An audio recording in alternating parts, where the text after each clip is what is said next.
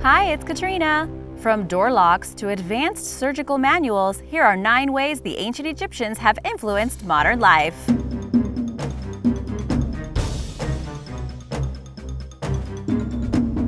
Number 9. Bowling. We're not the only ones who like throwing a ball down a lane to hit some pins. Turns out the ancient Egyptians liked it too, and actually invented the game. How do we know? Archaeologists found a child's grave with pin-like objects and marbles that appeared to be used to take down the pins, kind of like bowling, but it was hardly conclusive. Later on, a home from the 2nd century AD was found, built in the Roman style. Archaeologists found evidence of a spacious room with a long lane and 2 stone balls. Furthermore, there was a hole in the middle of the lane that seemed to collect certain sized bowling balls that were also found in the residence. They have even found hieroglyphics that depict an Egyptian holding a ball, just like we would when we bowl. So yeah, Egyptians helped create bowling. It may not be their biggest contribution to modern society, but they need to have fun too. Bowling has had a major impact on the world. There are tons of people who love to bowl. It's a sport that's pretty easy to get into and play with others with only minimal skill required. And you remember Wii Sports? Bowling was the best part about that game. I rest my case. Number 8. Door locks. When you leave your house for the day, the last thing you do is lock your doors. And if you want to thank someone for that door lock, you can start with the Egyptians. Actually, I take that back. You can start with the Assyrians, since they were the ones who actually invented it. But some have said that Egypt pulled a Steve Jobs and took the basic design, improved it, and made it super popular with everyone. The earliest device was created around 4000 BC and was a pin tumbler lock. The biggest ones were up to 2 feet long. They had wooden pegs and wooden keys, and then later were made out of various metals. This was quite the advancement at the time, and it was the beginning of home security that didn't require a hired guard or an animal, which we can all appreciate. Eventually, not unlike Wigs, the idea of the door lock caught on with other nations and cultures, and it soon became an accepted part of, at the time, modern society. While the Romans developed their own locks made out of metal, they were much easier to pick than those used by the Egyptians. And now for number 7. But first, if you are a returning subscriber, welcome back! If you're new here, be sure to subscribe and click the notification bell so you don't miss out on the latest videos. Number 7. Toothpaste. Even back in the ancient world, dental hygiene was very important. The Egyptians weren't the first to come up with solutions to fix their teeth, but it seems like they were the first to create a substance to use on teeth to improve their health. The first toothpaste. In fact, certain Egyptian tombs actually had toothbrushes inside, and documents were found that revealed the recipe for their toothpaste. Want to know what they used? They would crush rock salt, mint, dried iris flower, and some pepper to create a powder. By the writer's account, his gums actually bleed after using it, but his mouth and breath feels much fresher.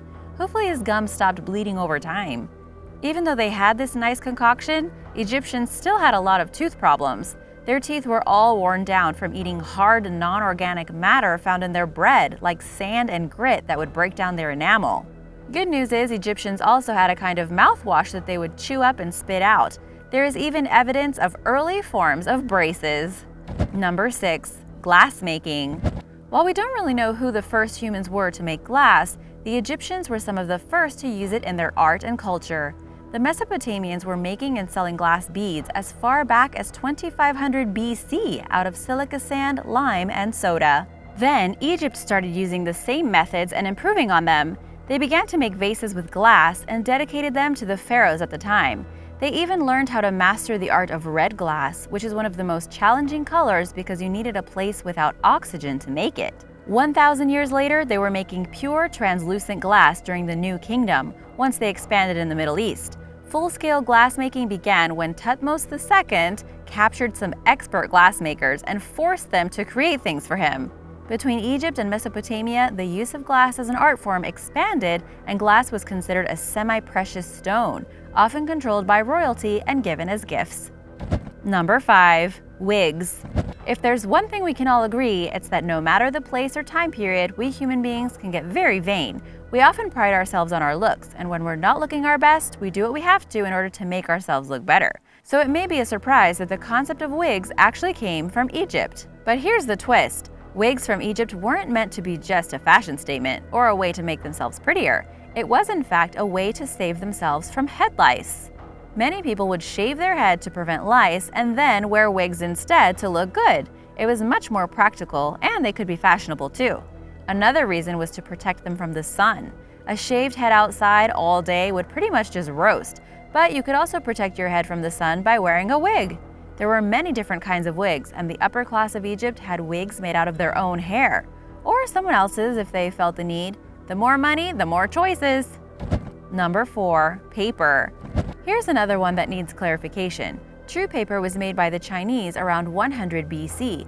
However, the true ancestor to paper was papyrus, and that was made by the Egyptians in 3000 BC.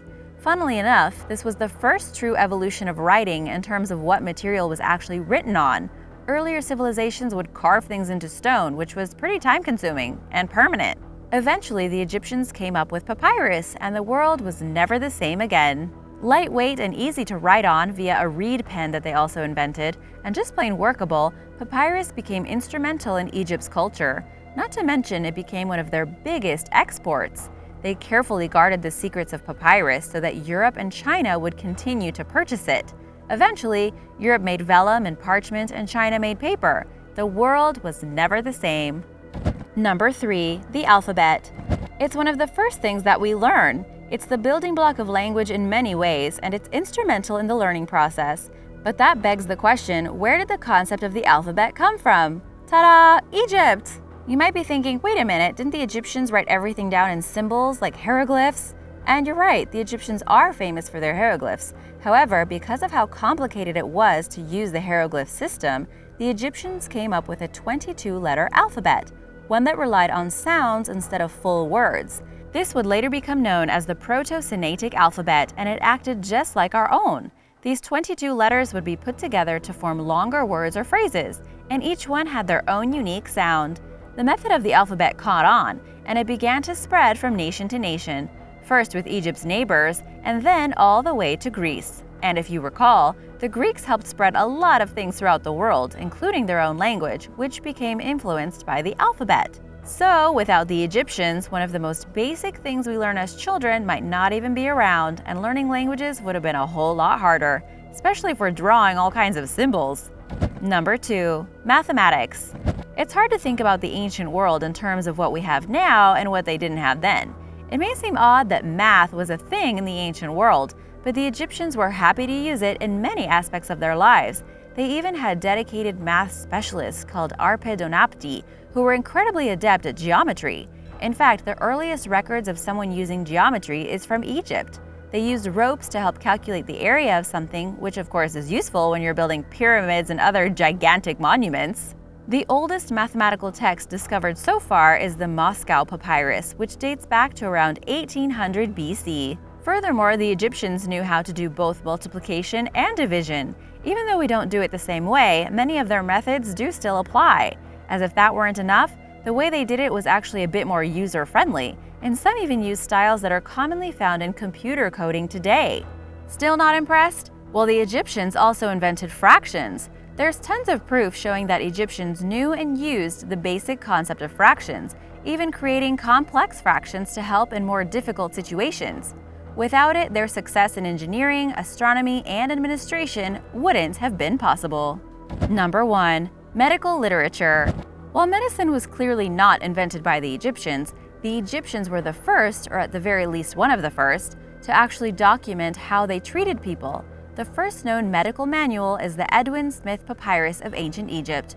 Early medical traditions were recorded in Babylon, China, Egypt, and India, but they were mostly recipes or explanations rather than a comprehensive manual. The detail that was put into these ancient recorded logs is what makes them so special, and the fact that they have survived for so long. The Edwin Smith Papyrus was discovered in 1862 and is a copy of an earlier text from around 3000 BC. The papyrus is divided into 48 cases describing traumatic injuries and the process of analytical thinking for the physician. These logs were the first medical documents to not rely on supernatural aspects of life or magic. They did it purely on what they knew would work, or based on trial and error. Logic and deductive reasoning began to take over the medical field, finally. Thanks for watching! Were you surprised by any of these? Let us know in the comments below. Be sure to subscribe, and I'll see you next time. Bye!